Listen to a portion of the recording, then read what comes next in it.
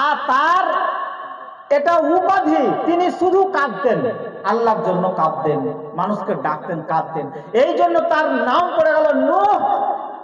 ওখান থেকে নুহা, ওই আইয়ামে জাইলিয়াতে যুগের সময়তে তারা মারা গেলে তারা নুহা করত, কাঁদত এভাবে। তো নূহ তার নাম হচ্ছে আব্দুল গফফার। লম্বা ইতিহাস,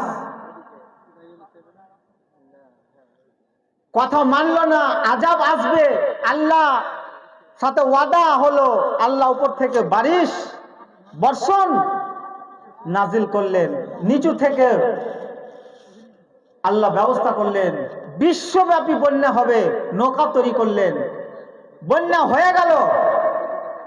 ভাগ্যক্রমে তার ছেলেদের ভিতরে একজন নাম তার কেনান। কি নাম বললাম? কেনান। ঈমান নিয়ে আসেনি বাবার সাথে, বাবার মিশনে আসেনি।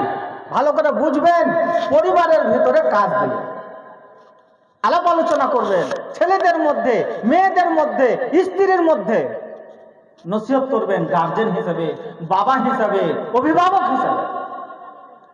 আল্লাহকে বললেন, আল্লাহ তুমি বড় বন্যা করেছ, তোমার আদেশে হয়েছে, যারা ঈমান আনেনি তারা ডুবে যাবে। আল্লাহ আমার ছেলে কেনান সে তো ঈমান আনেনি, আল্লাহ গো ইন্নাহু মিন আহলি, সে আমার পরিবারের ভিতরে, সে আমার পরিবারের অন্তর্ভুক্ত, সে মারা যাবে, সে আমার পরিবারের ভিতরে। সঙ্গে সঙ্গে আল্লাহ পাক রব্বুল আলামিন বললেন, ইন্নাহু লাইসা মিন আহলিকা, তোমার উপরে ঈমান আনেনি, তোমাকে বিশ্বাস করেনি, তোমার আল্লাহকে বিশ্বাস করেনি, তোমার মিশনে ঢুকেনি, তোমার কাজ করে না, তুমি যা বলো তোমার কথা শুনে না। ইন্নাহু লাইসা মিন আহলিকা, তোমার রক্ত তার ভিতরে থাকতে পারে, তোমার মাংস তার ভিতরে থাকতে পারে, কিন্তু সে তোমার পরিবারের ভিতরে নয়। ভাই আমার, বন্ধু আমার, ছেলেকে বলল তুমি নৌকাতে উঠে যাও, সে বলল না, আমি যদি পাহাড়ে চলে যাব সেখানে আমি বেঁচে যাব। সেই মারা গেল, সেই ডুবে গেল। ভাই আমার, বন্ধু আমার, বাবা একজন নবী হয়ে, দ্বিতীয় আদম হওয়া সত্ত্বেও একজন নবী হয়ে, উঁচু মানের একজন নবী হয়ে